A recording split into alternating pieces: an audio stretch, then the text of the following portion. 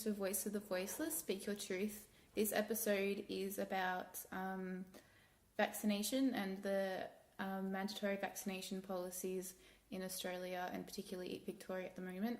So today I'm going to be talking to Claire, who is a mum of 3 living in Victoria under the no jab, no play laws. We're going to talk a little bit about Claire's experience with vaccination and these laws and her experience with having a vaccine adverse reaction with one of her children, and then her research and her journey that she's had since then. So Claire has a degree in science, and she was just saying to me before that when she first had her first baby, she didn't really question vaccinations much because of that science degree. Can you tell us a little bit more about that, Claire? Yeah, sure. So I wasn't vaccinated as a child. I had parents who did some research when they were having kids and decided that it wasn't a safe and effective option for them. And I didn't think anything of that as a child, but when I did my science degree, it kind of made me think, oh, they were a bit alternative and hippie. And I always sort of assumed that I would vaccinate my kids based on the science medical degree that I'd done that sort of said vaccines are safe and effective. And then that was just going to be my route, I guess. I didn't really do much reading about it during pregnancy. And then I was confronted at the birth of my first child with a consent form for Hep B vaccination.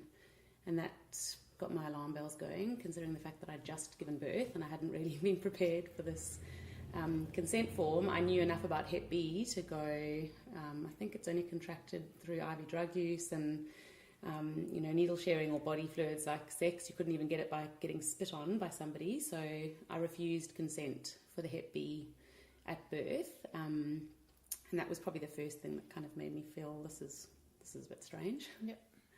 Yeah, it seems a bit unnecessary. Yeah, exactly. Baby's not going to have drugs injected into them or go and have sex. Exactly, and it seemed like quite it wasn't a push. They were quite happy to not do it, but it felt odd that it was offered at birth. Yep. Yeah. So from that point you started sort of questioning it a little bit? Yeah, I was a bit sceptical. I didn't really think too much of it, and I was quite comfortable to say no to the 6-week vaccine. Well, I probably did a little bit of reading around the 6-week vaccination mark and was comfortable enough to feel my child was healthy enough and it was breastfed and, I had a really healthy diet, and I thought I'm not too concerned about the risks. I did a bit of reading around what the chances are of my child succumbing to one of these diseases that could be deadly in, a developing nation, but in Australia it was really unlikely. Yep.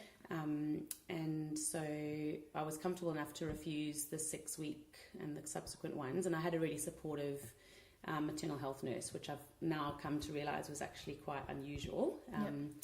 So she was quite happy to just get my informed consent and make me sign the conscientious objection form, and it was left at that. And so it didn't really cross my mind again until my son was 2 and they brought in the no jab, no play laws. Yep.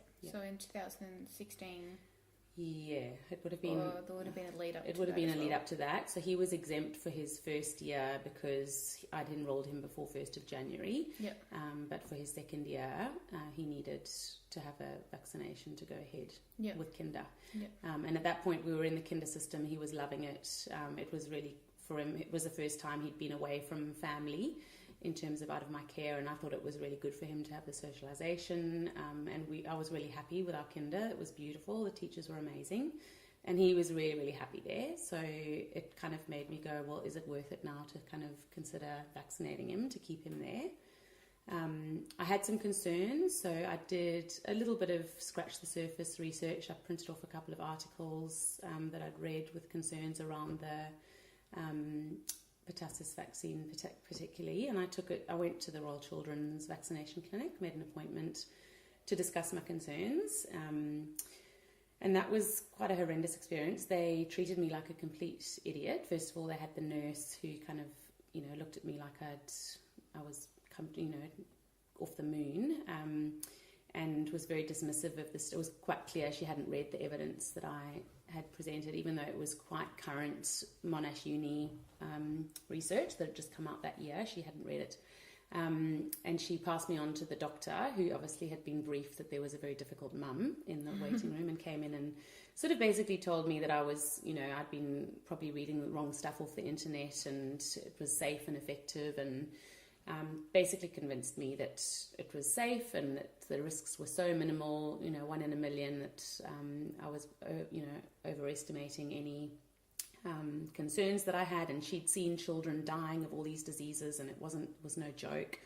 And she also sort of said if we start the first vaccination, we would be on theoretically a catch-up program, and we probably wouldn't be chased to complete the program. And so if I had concerns, I could do the one vaccination to get him into kinder, and I probably wouldn't be chased because they were so far behind with people who hadn't been vaccinated so far. And so I did. I sort of got that information, and then she sort of ushered me straight into the clinic and gave him his first injection, which... Oh, so you had the injection on the day? Yeah, right there and then, okay. Which felt... I kind of, part of it, I don't know, I felt quite ushered into it. In hindsight, I should have gone away and done more reading. I deeply regret going ahead with it. It's one of the biggest regrets I live with as a parent, I think. So we went and had it. He actually took it fine, didn't cry, it was great. And then we went home, and within 3 hours of getting home, he went from... He'd never really been that ill. He had a couple of childhood viruses and odd bits and pieces, but he had a fever of 40 degrees, he was vomiting, he had diarrhea, he was, horrendous. And so I phoned up the adverse events line and said, I was in there this morning, I just had the 5-in-1, DTaP, whatever it's called, vaccination, and my son has had a disastrous event.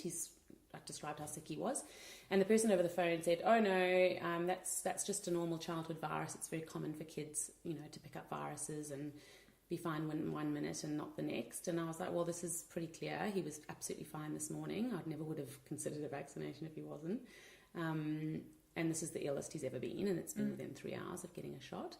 So she put me on hold while I had a screaming child. She put me on hold for probably 15 minutes to speak to somebody. And then eventually when the next person came on, they said, no, this is not a vaccine response, despite the fact this is over the phone. They haven't looked at my child.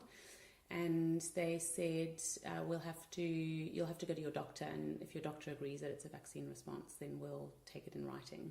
Yep. So I did. I went off to my GP, and she said, of course, this is a vaccine response. These are all symptoms that are on the packet inserts. So she was amazing, and I've got a fantastic GP who is really supportive and always has been supportive of my decision not to vaccinate.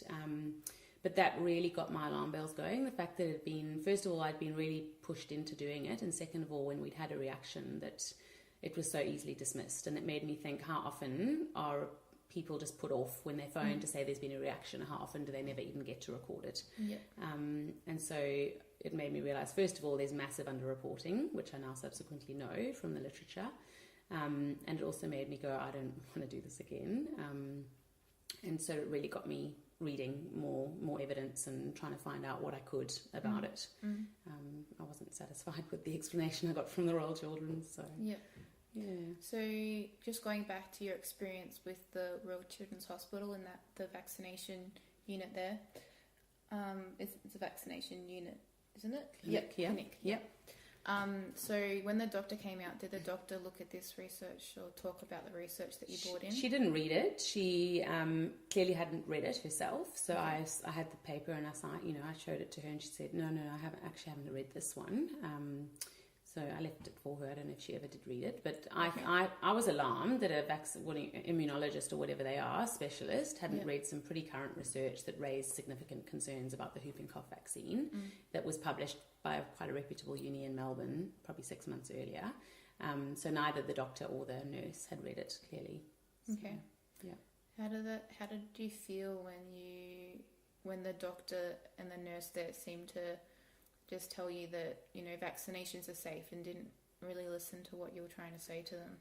Oh, look, I part of me probably wanted to hear that it's safe and effective because I Yep. wanted to keep my child in kinder. Yep. Part of me wasn't well read enough, and I probably wasn't confident I kind of probably felt partly they're the experts. Part of me thought, like, I think they don't know enough and they're not doing their research properly. But I suppose I felt I trusted them maybe more than I should have. Yep. Going back, looking in hindsight, I wouldn't trust them further than I could throw them. But I don't think they were maliciously trying to mislead me. I just think they are misinformed, and I think they very clearly had a policy that when you've got concerned parents, this is what you tell them. I don't think that most of the doctors who advocate vaccinations believe that it does harm. I think they're ignorant to the harms and the risks. And going back to what you were saying before, so you found this online a case review for vaccine policy, and it's called A Jab Too Far by Baz Bardot. And I did some reading of this, and I think it's really well written, and it references a lot of research. So the way that he set out and stuff, it's really quite profound. And I've highlighted a few things. So if I can find what I'm trying to... So I came across that. I decided to start trying to be a bit of a campaigner for awareness on vaccine safety. In hindsight, I wish I hadn't been quite as public because it definitely affected my child's kinder experience. But I was very open on Facebook. I published lots of stuff that I found on my Facebook page. I wrote prolifically to the Minister of Health, to Jill Hennessy. I've probably written her about 25 emails over the last year. And basically what I was doing is I'd find a new study or I'd find a new bit of evidence and I'd send it off to Jill Hennessy for comment and say that I wasn't happy with the coercion that I was feeling around vaccine policy and no jab, no play. So the no jab, no pay also affects us. We've never been eligible for the government benefits. And in the reading that I came across and in some of the forums I joined, I became aware, it always felt wrong. It felt wrong that the government were trying to push this on us. And in some of the reading that I did, I've discovered it is actually unconstitutional. So there's a clause in the Constitution that should protect our rights. And that there's policy in the immunisation handbook that should prevent coercion. And then I also came across this document that was a parliamentary submission to the Victorian Health Department back in 2015. And I think it was written with reference to a lot of medical experts. And it was basically to highlight the concerns of some of the medical community to the Department of Health. And I resent it to Jill Hennessy. First of all, I'm amazed that they had a document like this in their hands and they've pushed ahead with the laws in the way that they have, because I think they've got clear evidence. But also I just sent it to her saying, I want my own documented proof that you've received this, and that by strengthening these laws and by making them so coercive, that you're risking children's lives, basically. And I just felt like the government needs to have this, and I need to have proof that they've got it, even though they've already had it. I get the impression that they couldn't have read it, otherwise they wouldn't have gone ahead with these laws. Imagine they'd have a lot of submissions to go through, but you're right. If they have read this, then I guess they have a responsibility to look after their citizens. I'll just read out the Constitution that you were just talking about. So it says in section 51, and it says XXIIIA. So 22A. Okay, thanks for translating. It says, the Parliament shall have power to make laws with respect to medical and dental services, but not so as to authorise any form of civil conscription. And so the civil conscription is basically, getting people to comply with a law that's in some way coercive. So trying to get everybody to be part of that law. The Constitution provides that over medical treatments, we should always have the chance and the opportunity to refuse an intervention. And the no jab, no play laws and the no jab, no pay, specifically the no jab, no pay, is actually withholding government payments that are you're otherwise eligible for, except through having your children unvaccinated. And so that's a direct flouting of the Constitution, which basically says we should not be meant to conscript to it. And then the reference in the immunisation handbook, I don't know if you've got that one.